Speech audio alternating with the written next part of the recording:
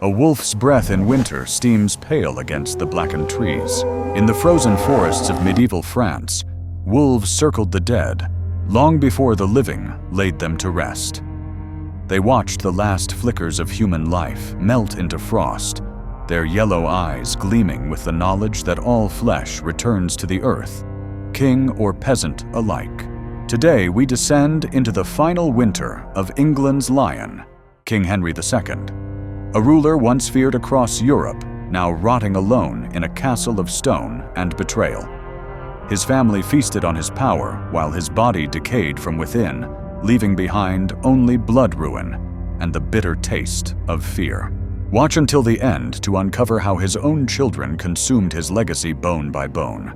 But before we descend into the blood and shadows, click like and subscribe to join history's hidden horrors, where the past never rests in peace. The frost that sealed corpses silent on forgotten battlefields now slithered through the stone corridors of Chinon Castle, curling around the bare ankles of scurrying servants and sinking its cold teeth deep into the brittle bones of the old king, pacing above them. For Henry II of England, the winter of 1183 was not merely a season. It was an omen, an echoing reminder of decay and finality. The king's guest was stiff, his knees screaming beneath heavy layers of fur-lined wool. His beard, once the fierce red of blazing banners, was gray and knotted like rotting rope. Courtiers who remembered him as the Lion of England now saw only a hunched predator losing its teeth, snarling from pain rather than dominance. He paused at a narrow arrow-slit window, staring at the swirling snow beyond.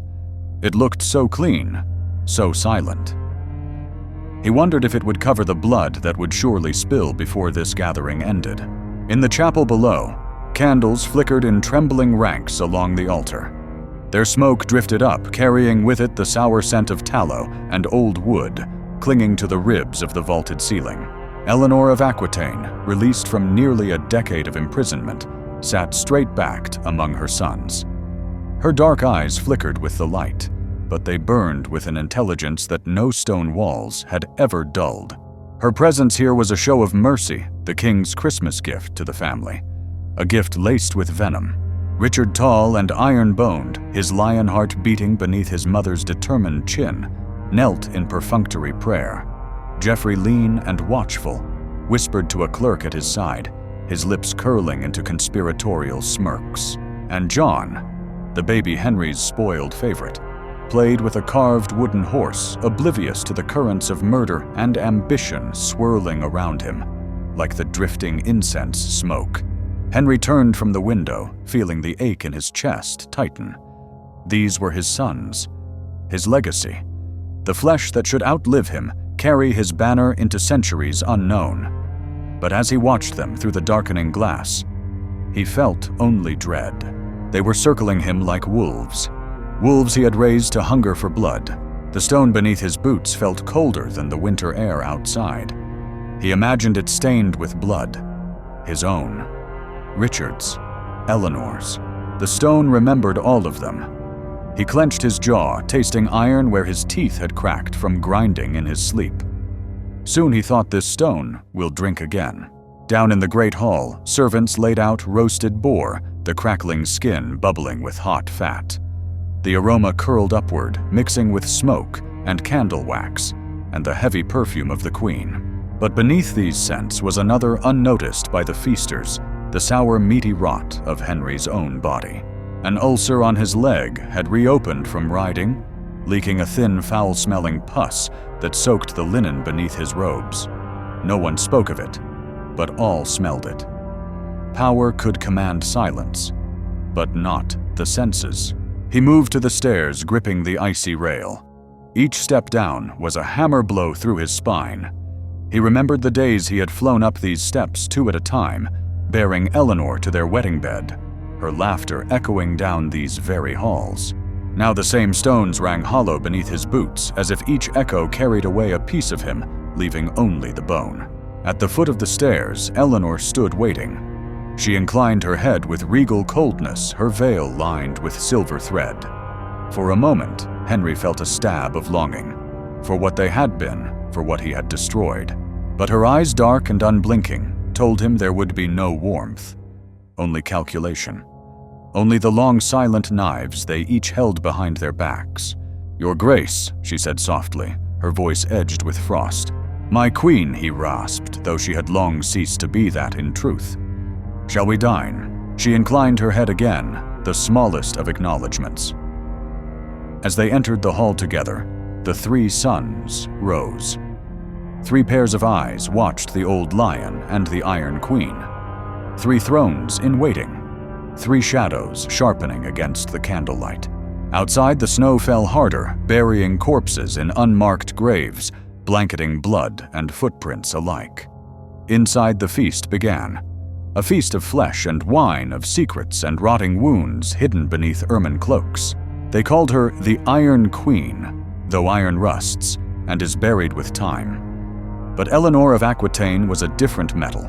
Darker, denser, folded and reforged by the blows of kings, by betrayal, by the screaming agony of childbirth, and the silent agony of motherhood. And though Henry unlocked her chamber and bade her come to Chinon for Christmas, her freedom was only another layer of his theater. A queen unchained, but never free. She had arrived under armed escort, the clang of their boots echoing off the damp corridor walls. Her veil trailed over cold flagstones, stained with old wine and older blood. Beneath her woolen mantle, her flesh prickled with goosebumps. Prison does that. Teaches the body to clench against the chill. Teaches the soul to wear silence as its last garment of dignity. 10 winters locked away. 10 summers golden and unreachable. Her thoughts were her only companions, each polished like riverstones in her mind. She held the memory of Poitiers' vineyards in her palm. She cupped her children's infant cries in her hollowed chest, and she kept each betrayal pressed like a thorn beneath her tongue to taste again and again in the dark. When Henry summoned her for Christmas, a hush fell across his court. Whispers scuttled like vermin between stone columns. Will she be cowed, broken obedient? But as Eleanor stepped down from the litter, her posture unbent, her chin raised to the iron-gray sky. The lines around her mouth spoke not of defeat, but of calculations tallied and debts called due. In the hall she moved like a dark tide. Servants bowed, eyes downcast as she passed. Her perfume, heavy with frankincense and bitter myrrh, curled in her wake. Richard rose instantly to greet her, and for a moment the room fell silent at the sight of them together. Mother and son, mirror and steel forged in the same fire. "My lion," she whispered against his cheek, her gloved hand cupping his jaw. Her thumb brushed the faint scar that ran from his ear to his chin, a relic of tourney blades and war hammers. His breath hitched. For all his strength, his crusading fury, he was still her boy. Geoffrey approached with his serpent's smile. "Mother, your radiance warms this cold hall." She studied his face, the lines of cunning already etched at the corners of his mouth, the quick dart of his eyes assessing her worth. "Geoffrey," she replied, her tone flat as a slate tombstone. "Still weaving your little webs, I see." John remained by the hearth, hands clasped around his wooden horse. He was too young to remember her beauty and youth, too spoiled by Henry to know her power. To him she was an old woman, wearing furs too grand for her shoulders. She looked at him, this child she had born late in life, and felt a pang of grief. Not for his innocence, but for how swiftly it would be devoured. Henry entered, then leaning heavily on his staff. The hall's air thickened, scented with roast boar and leaking pus. Eleanor inclined her head just enough to acknowledge him. In her mind she saw again the moment he ordered her locked away. His voice, calm, eyes cold as he stripped her of titles, power, and sons. Now he needed her presence for legitimacy, for illusion. A family Christmas, a kingdom united. Theatrical lies to keep trembling nobles silent through winter's famine. Dinner was served on silver platters. Venison, the blood pooling beneath slices. Pomegranates split to reveal jeweled seeds. Trenchers of coarse bread to soak up grease. Eleanor ate little. She watched. She watched Henry's trembling hands as he carved meat, the flicker of pain in his eyes, each time his ulcer wept against the bandage. She watched Richard's jaw tense each time his father spoke of succession. She watched Geoffrey whisper into John's ear, ceding loyalty and fear in equal measure. And as she watched, she remembered. The girl she had been in Aquitaine, riding astride with hair streaming gold behind her. The queen she had been beside Henry, their crowns shining like twin suns before his shadow swallowed her. The mother she had been birthing 8 children into a world that would consume them for power. The prisoner she had become her body, locked behind stone, while her mind wandered free, planning this return. For Eleanor was no helpless dowager queen. Her freedom may have been granted for show, but her vengeance was her own. Like a blade hidden in the folds of her gown, sharp and silent. She knew the weaknesses of each son. She knew Henry's deepest rot, and she would use them all to carve out the future she desired, one where her line ruled beyond his ashes. The candles flickered low. Shadows deepened along the tapestries, swallowing the embroidered saints and martyrs into darkness. Eleanor closed her eyes for a moment, breathing in the mingled scents of wax iron, rotting flesh, and perfumed decay. This was the scent of court of history, of kingdoms that rise and crumble beneath the same silent stars. When she opened her eyes, she caught Henry watching her. For a brief instant, the flickering light revealed something unguarded in his gaze. Regret, perhaps. Love. Or merely the bone-deep terror of a dying man, seeing the woman he had once conquered, standing unbroken before him. She held his gaze until he looked away. 3 sons. 3 futures locked within the frail, trembling hands of an old man, rotting from the inside. They sat before Henry II, like caged beasts, each leash woven from blood and ambition. And each day, they sniffed the air for weakness, tasting the approaching decay of their father's reign.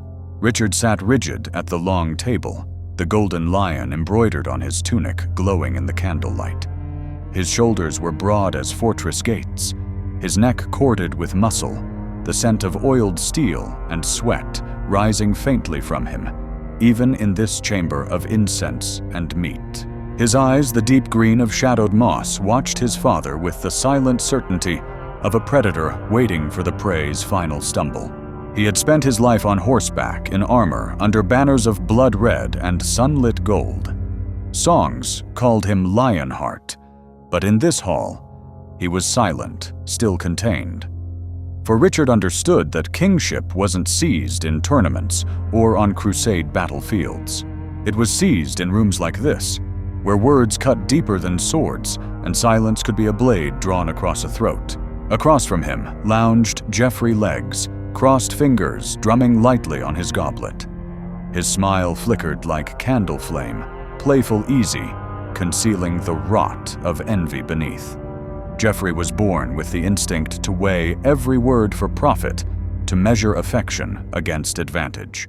His eyes darted between Richard and Henry, assessing, recalculating, cataloging weaknesses like a surgeon slicing away clean flesh to expose the disease beneath. He raised his cup to Richard with mock cheer. "Brother, you've returned from Aquitaine in fine form. I hope the rebels didn't scratch your pretty armor." Richard's jaw twitched, but he said nothing. Silence again was his sword. And there was John, young, smooth-faced, soft-bellied. His tunic was embroidered with childish knights and coiling ivy. His eyes were wide and trusting, too green and bright to comprehend the shadows curling around him. To Henry, John was still his child. To Eleanor, he was a pawn, yet to be shaped. To his brothers, he was a joke with a crown on its brow in some dark, distant future.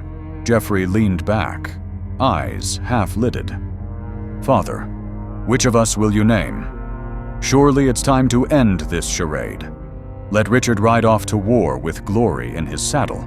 Let John chase his geese in the courtyard. I was born to rule." Henry's fingers curled around the carved armrest of his chair until the old bone beneath his skin creaked. His ulcer pulsed against its bandage, leaking warmth down his shin. He closed his eyes for a moment, feeling the room tilt around him. The scent of rosemary and roasted goose mingled with the copper tang of his own blood. "I will decide," he rasped. His voice echoed along the beams overhead, rattling the iron chandeliers. "In my own time. My realm will not be torn apart by haste." Richard's voice cut through the silence like an arrow. "And how many more winters will that be, Father? How many years must your sons wait for your bones to loosen their grip on the crown?" For a moment, the only sound was the crackling of the hearth. Sparks rose, drifting into darkness like falling stars. Henry looked at each of them. Richard with his lion's fury contained within a human cage. Geoffrey with his coiling intellect, a snake too clever for its own skin. John with innocence so pure it would sour and curdle when he tasted true power. 3 sons, 3 thrones. But there would be only one crown and only one man rotting beneath it when all debts were paid. Geoffrey smiled, teeth white against the dim light. "Perhaps you should divide your kingdom. Give each of us a portion. Peace at last for England." Henry's laugh was a jagged cough. "Peace," he spat blood-flecked spittle darkening his beard. "Divide it, and you will devour each other within a season. I have raised wolves, not princes." Eleanor shifted beside Richard, her gaze moving between her sons with the cold calculation of a general assessing her cavalry before battle. She knew them as blood and bone, but also as weapons honed in her womb. She had birthed these wolves, and she would guide which one ripped out the old lion's throat. The candle flames guttered in a sudden draft. Shadows leapt along the walls, forming monstrous shapes. Lions with broken backs, serpents with their tails severed, kings with crowns of thorns pressed into bleeding brows. The tapestry behind Henry rippled gently, the woven saints trapped forever in scenes of martyrdom and faith. But here in this hall, faith had no dominion. Only blood, only power, only the silent gnawing knowledge that death would come for all, and the crown would pass to the one most willing to let the blood flow. Henry rose, his joints cracking like splitting ice. "Enough," he whispered. His eyes met Eleanor's, but saw only their ghosts. The young queen he had once desired, the woman he had locked away. The enemy who now plotted his end through the sons she gave him. He turned from them, limping towards the stair, his ulcer dripping pus with each step. Behind him, 3 sons watched with eyes that burned, not with love, but with the primal hunger for power that no father's heart could quell. The feast began, as all royal feasts did, with ceremony and lies. Servants in thick woolen tunics carried silver platters heavy with steaming boar's head. Crimson pomegranates split like pulsing hearts. Trenchers soaked in blood-rich gravy. The scent of cloves and roasted marrow curled through the air, hiding the sharper odors of sweat-damp stone and the sour decay oozing from Henry's bandaged leg. Candles flickered in long iron candelabra overhead. Their wax ran down like pale tears dripping onto the table where Eleanor sat silent, her eyes glittering beneath her veil as she surveyed her sons. Richard tore a leg of goose free with casual violence, the grease shining on his chin. Geoffrey dipped bread into dark gravy, smiling as he licked it clean, his gaze never leaving John, who fidgeted with the laces of his tunic eyes downcast. Henry raised his goblet.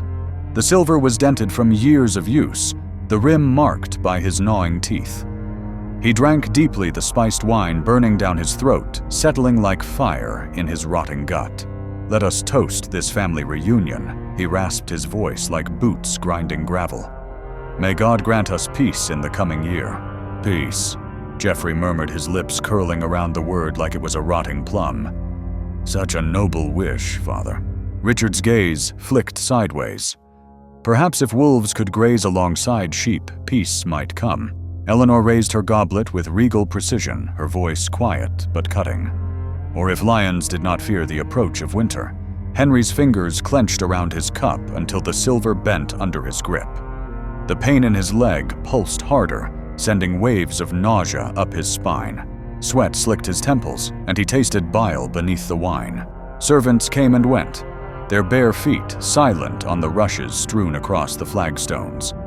They refilled goblets, replaced trenchers soaked with blood, and grease-cleared bones stripped to splintered ivory. None spoke, but each one felt the tension in the hall, the crackling static of words, unspoken of murder, unplanned, but inevitable. Geoffrey leaned forward, his voice soft. "Father, there are whispers in Poitou. Nobles say Richard has promised Aquitaine to the French king in exchange for troops. Is that peace, do you think?" Richard slammed his goblet down, red wine splattering across the linen like arterial spray. "Lies you spit, lies like a snake. Say it again, and I will rip your tongue out."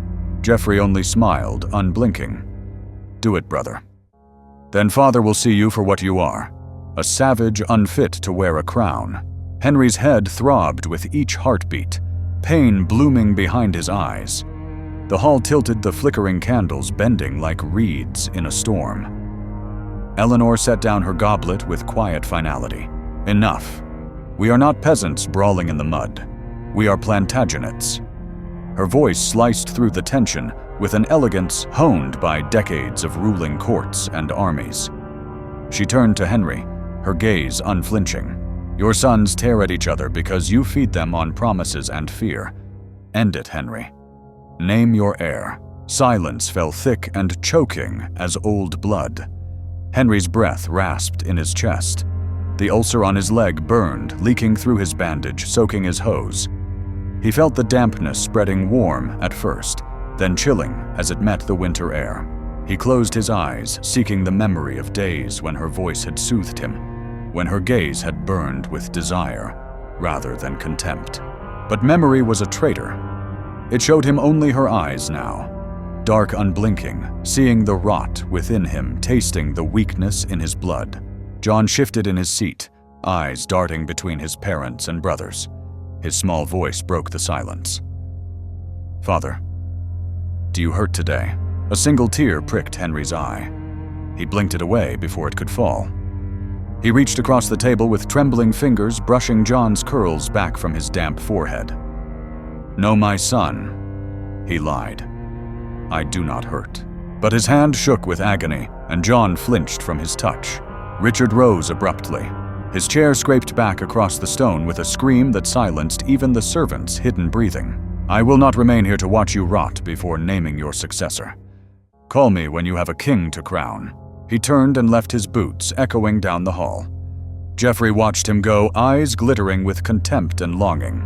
Henry slumped back in his chair. The feast continued around him. Goblets refilled knives, sliced roasted flesh torn apart by pearl-toothed courtiers. But their words fell away into whispers, then into silence. They left him there, an old man drowning in candlelight and shadows, the taste of blood and wine bitter on his tongue. He closed his eyes. The hall felt cold and vast, empty, even while filled with voices. Each echo returned to him with hollow finality. The wolves circled closer each hour, and the lion's roar was gone, leaving only the quiet, rasping breaths of a dying animal. The frost thickened overnight, coating every stone of Chinon in silver decay. Servants walked the battlements with lanterns dimmed by drifting snow. Their footsteps muffled their prayers, for spring whispered into the dark. Below, in a chamber lit only by guttering candles, Richard knelt before a carved wooden crucifix, his broad shoulders trembling with the violence of silent rage. He had ridden to war since boyhood, his name sung in taverns and on windswept ramparts from the Pyrenees to the Channel. They called him Lionheart, the hammer of the infidel, God's chosen sword.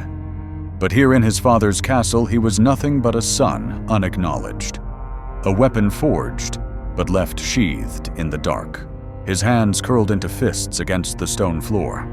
Blood welled beneath his nails where they bit into his palms.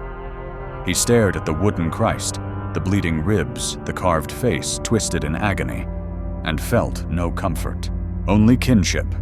Betrayal by a father was older than kingship itself. Behind him, the door creaked open. Eleanor entered without announcement, her shadow long and crooked across the rushes strewn to catch winter's damp. She closed the door and stood watching him. The candlelight caught her veil, glinting on the threads of silver and tarnished gold. For a moment she said nothing, listening to his ragged breathing echo between stone walls. "My son," she said at last, her voice low, the words softened by something that might once have been love. "Your father will never name you, while his heart still beats." Richard did not rise. His hair fell forward damp with sweat. His knuckles scraped the stone as he whispered, "I have bled for him. I have conquered his enemies. I have ruled in his name. Yet he keeps the crown locked in his rotting hands." Eleanor moved closer, her slippers whispering over the cold floor. "Because he fears you. You are the son he cannot break, Richard. The one who carries the fire of kings untempered by his weakness." He turned his face upward then, and his eyes, those deep green eyes flecked with gold, shone wet in the candlelight.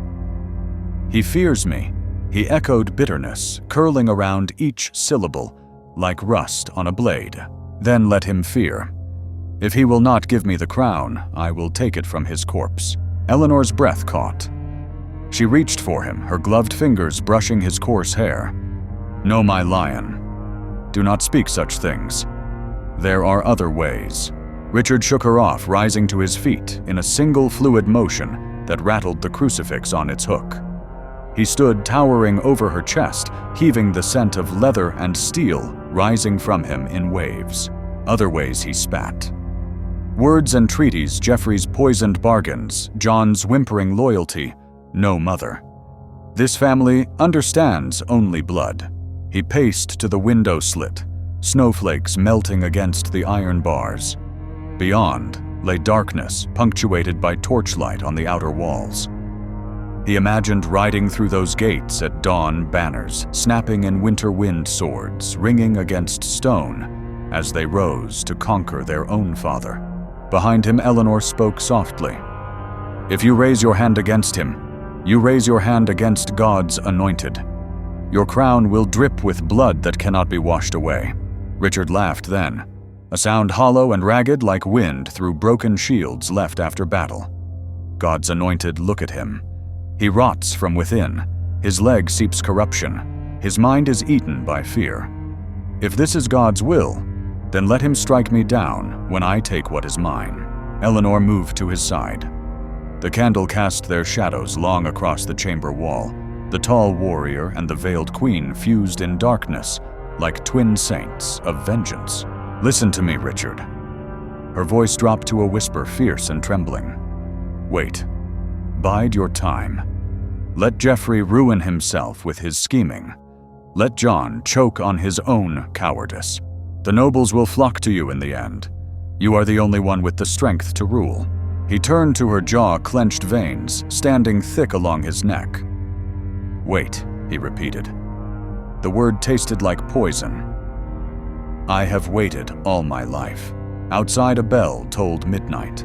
Its iron tongue rang across the silent courtyard, shaking snow from the arches. Richard closed his eyes, breathing deeply, forcing his rage back down into the iron cage of his chest. When he spoke again, his voice was calm, hollow. "Very well. I will wait. But know this, mother. If my father denies me again, I will tear this kingdom apart, stone by stone, until I stand alone upon its ruins with the crown in my fist." Eleanor reached up, cupping his rough cheek with her slender gloved hand. Her thumb brushed away a flake of melting snow from his brow. In her gaze burned pride, fear, and the terrible knowledge that she had birthed a son who would one day destroy everything she had ever built. The candle guttered in a sudden draft, plunging the chamber into flickering shadows. Outside, the wolves howled in the forest beyond the walls, their voices rising into the frozen stars like a funeral lament for kings not yet dead. Geoffrey Plantagenet, Count of Brittany, was a man who smiled as he plotted your ruin. In court, his laughter rippled like harp strings plucked by delicate fingers. But beneath that music lay discordant notes, envy, bitterness, a gnawing hunger to outwit brothers born stronger and more beloved. On the morning after Richard's vow, Geoffrey sat alone in the chapel, the thin winter light cutting through stained glass to paint him in blood-red and bruised purple shadows. He knelt before the altar, fingers intertwined in mock devotion. His lips moved in silent prayer, though his thoughts were far from salvation. He prayed not for mercy or forgiveness, but for the cunning to unseat his father and his lion-hearted brother. For Geoffrey knew the kingdom's secret arteries, the lords who seethed beneath heavy taxes, the clerics disgusted by Henry's sins, the mercenaries who cared only for silver, and he knew the poison that words could drip more fatal than daggers. His breath clouded in the chill air. He pressed a hand to his chest, feeling the quick, stuttering beats of his heart. Of late, it had betrayed him, missing beats, fluttering like a trapped bird beneath his ribs. The physician had muttered of humors and imbalance of leeches and prayers. Geoffrey knew better. His body was rotting from secret's unspoken ambitions, festering like a wound wrapped too tightly. Footsteps echoed in the chapel. He did not turn. The scent of iron and rotting flesh reached him before the voice. "My son." Henry's shadow fell across the altar rail. Geoffrey bowed his head, hiding his curled smile. "Your Grace." Henry lowered himself onto a bench with a grunt of pain. He leaned forward, eyes fixed on the flickering votive candles. Their flames wavered with each ragged breath he drew. "You are cunning," Henry rasped. "Too cunning, perhaps, for your own soul." Geoffrey spread his hands in false humility. "I am only what you made me, Father." Henry's gaze flicked to him sharp, despite the pain searing through his leg. "You pit brother against brother. You whisper into ears that should remain deaf. Do you think this kingdom will stand with you upon its throne after such betrayal?" Geoffrey tilted his head, considering. "It will stand with whoever keeps its coffers full and its peasants fed. Loyalty is bought, not born." Henry closed his eyes, fatigue trembling through his frame. "You will destroy us all." Geoffrey's smile widened. "Perhaps. But better a kingdom destroyed than a life wasted waiting for crowns that never come." He rose, bowing low, his cloak trailing across the cold stone floor. As he walked past his father, he paused, lowering his voice to a whisper that coiled with venom. "Richard will take your throne by force. John is too weak to hold it. But me..." He leaned closer so his breath brushed Henry's ear. "I will steal it while they sleep." Henry's hand shot out, gripping Geoffrey's wrist with surprising strength. The old king's eyes burned with desperate fury. "And what legacy will that leave you, boy power built on blood and betrayal rots faster than a corpse in summer heat?" Geoffrey yanked his arm free, his pulse thundering beneath his skin. The pain in his chest spiked sudden and sharp, stealing his breath. He staggered, clutching the altar rail. Spots of darkness swam in his vision, edged with shimmering fire. Henry watched, saying nothing. Geoffrey forced his breathing steady straightening with a wince. He would not show weakness. Not here. Not before the dying lion he meant to unseat. He turned and left the chapel, the icy corridor biting into his thin leather shoes. His thoughts tumbled in feverish silence. He felt each heartbeat as a hammer blow against his ribs. The pain radiated into his arm, up his neck, a tightening no prayer could loosen. That evening, as snow fell in silent shrouds across Chinon's battlements, Geoffrey sat alone in his chamber parchment spread before him. He scratched lines of black ink outlining oaths, debts, secret promises, a web of allegiance designed to strangle Richard's claim and bind nobles to his cause. His candle guttered low. Wax pooled around its base like melted bone. He dipped his pen again, though his vision blurred with sweat and pain. The words twisted on the page, curling like serpents. His chest burned. He gasped, clutching at his breast ink dripping from his fingers like black blood. Outside the courtyard lay silent under snow. Inside, Geoffrey fell forward onto his parchment, his final plot smudging beneath his convulsing cheek. His mouth opened a single sigh, escaping steam curling into the candlelit air. When servants found him at dawn, his eyes were open, staring blankly at the plans he had died before completing. Ink smeared across his lips, staining his teeth black. In death, his smile remained, frozen, bitter, triumphant. The smile of a man who believed himself victorious, even as his heart rotted beneath skin that would soon chill and harden into silence. In the great hall below, Henry wept, not for his son, but for the kingdom fractured by his children's ceaseless hungers. A kingdom that would devour itself until only ghosts remained to haunt its blood-stained stone. John sat by the hearth knees, drawn up to his chest, his small fingers picking at the fraying hem of his tunic. The fire crackled before him, casting shifting shadows that danced across the rushes and stone leaping up the walls to form grotesque silhouettes of his father, his mother, his dead brother Geoffrey and Richard, always Richard, towering and golden like the knights in the chapel's stained glass. The hall was silent now. Geoffrey's body had been carried away under a pall of black velvet, his frozen smile hidden from the courtiers who murmured prayers they did not mean. Richard had ridden out at dawn with his knight's banners snapping crimson and gold in the bitter wind. And Henry sat slumped on his thrown eyes, glazed the reek of his weeping ulcer thickening the air around him like a curse. John rocked gently, the carved wooden horse clutched in his hands worn smooth by his constant touch. The horse's painted eyes had faded to pale ghosts, its chipped hooves rounded by years of worry under his fingers. He pressed it to his cheek, feeling the chill of its lacquer against his feverish skin. He was the youngest, the runt, the boy they called Lackland because his father had granted him no lands, no titles beyond empty promises. To Henry, he was the baby, the soft child whose birth had nearly killed Eleanor, whose tears had once softened even his father's iron will. But to Richard and Geoffrey, he was nothing. A shadow that flickered in the corners of the hall, a pawn too foolish to see the board he was born upon. He watched Henry, now the old king's head, lolling against the high-carved back of his throne. His mouth hung slightly open, breath rattling through cracked lips. The sour stench of rotting flesh coiled through the hall, making John's stomach clench with nausea. He forced himself to breathe through his mouth, tasting the cold smoke of the dying fire instead. Henry stirred, then his eyes flickering open. They fixed on John with a dim flickering light of recognition. He beckoned with a trembling hand. John rose and approached the wooden horse, clutched tight against his chest like a shield. "My son." Henry's voice was little more than a ragged whisper. "My sweet John. You will care for me, won't you? You will not abandon your father like the others." John swallowed, his throat dry as ash. He nodded. "Yes, father." Henry's fingers closed around his wrist, thin and claw-like, the papery skin stretched tight over bone. "Good boy."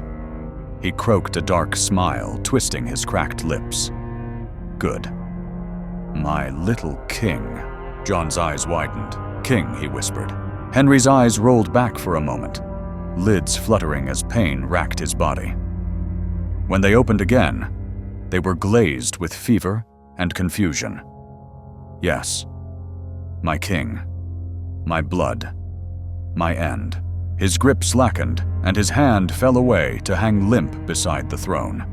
John stood trembling, staring down at his father, this rotting lion whose kingdom lay in ruins at his feet. Behind him, Eleanor's voice rang out sharp and clear as a sword unsheathed. "Leave him, John. He sleeps." John turned.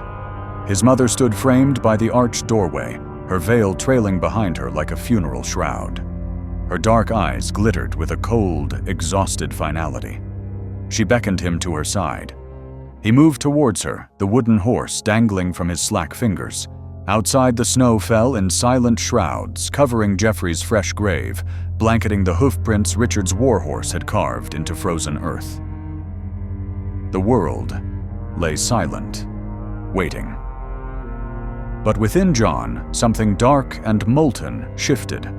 The first stirring of a hunger he had never known he possessed. Eleanor placed a hand on his shoulder, her grip firm, her gaze fixed on the empty throne. "You will be king one day, John. But know this, you inherit nothing but shadows. He looked up at her confusion, furrowing his brow. Shadows. Her fingers tightened the edge of her nail, biting into his skin. The shadows of men greater than you. The shadows of choices made before you ever drew breath. The shadows of curses laid upon this house by blood and betrayal. Wear them lightly, or they will consume you. John nodded, though he understood nothing of what she meant. All he knew was the hollow ache in his chest, the cold emptiness that grew each day. His brothers dismissed him each night. His father forgot his name. And from that emptiness grew a seed, small black, glistening with dread and desire. He clenched his fists, feeling the chipped ears of his wooden horse dig into his palm. Someday, he promised himself he would make them remember him. He would not be the shadow trailing behind their greatness. He would be the darkness that swallowed their names, their legacies, their very souls. In the silent hall behind them, Henry's breath rattled in his chest, each exhale fainter than the last.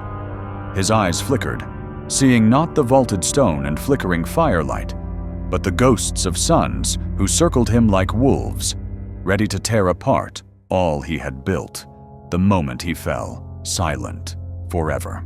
At dawn, frost rimed the narrow arrow-slit windows of Chinon Castle, the pale blue light seeping across stone walls, mottled with age and damp.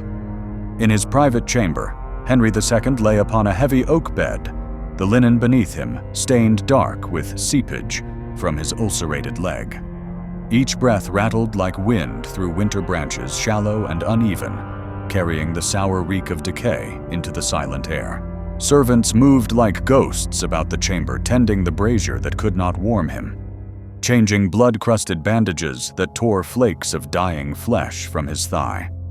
His eyes remained half-closed, fixed upon the ceiling's carved beams, blackened by centuries of smoke. Patterns flickered in the dimness above, angels and demons twisting together, locked in perpetual war, their faces worn away by time until they were little more than eyeless shadows. The pain was constant now, a low gnawing agony that pulsed with his failing heart. At times it flared bright and blinding, stealing his sight and thoughts alike, until only the sensation of rotting flesh remained. He welcomed those moments. Pain was proof that he still clung to this world, even as it slipped from beneath his clawing fingers. He remembered the words of his coronation. "With this oil we anoint you king.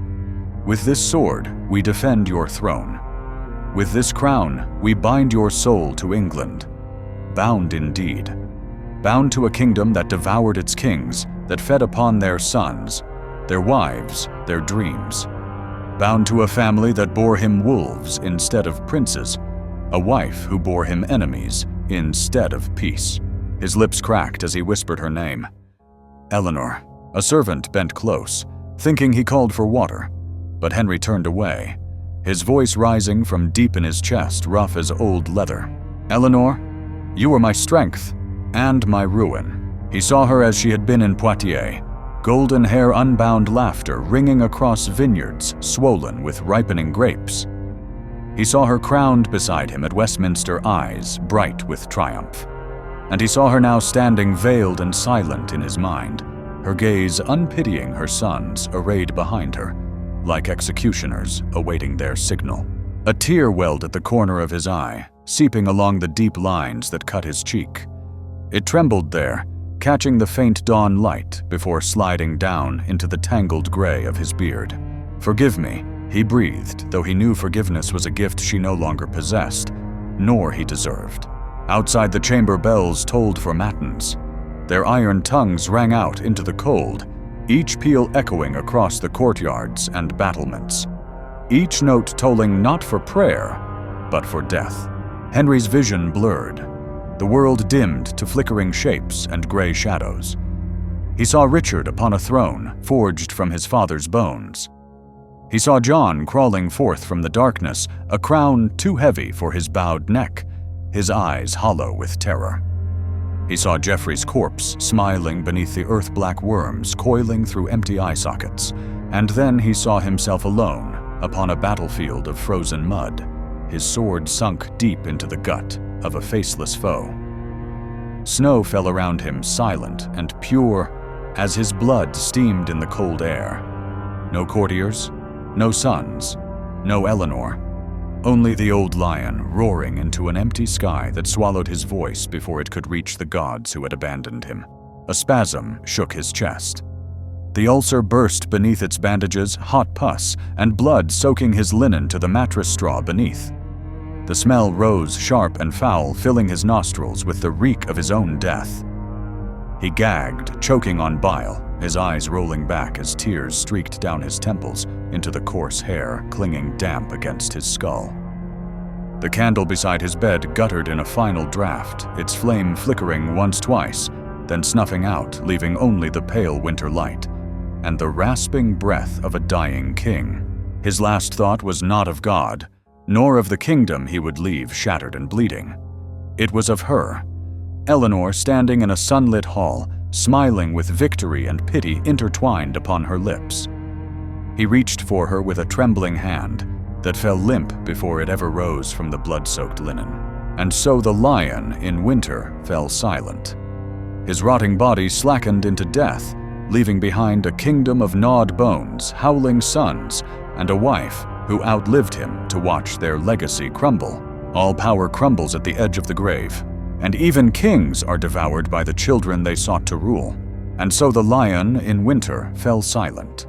His kingdom left in shadows, his children devouring each other in the darkness he once ruled with iron and blood. All power crumbles at the edge of the grave. Even kings are nothing more than bone and memory waiting to be forgotten. If you crave more chilling, untold corners of history, click like and subscribe to join history's hidden horrors, where the past never rests in peace. Which ruler's downfall do you want us to uncover next? Comment below. Your darkest curiosity might just become our next story.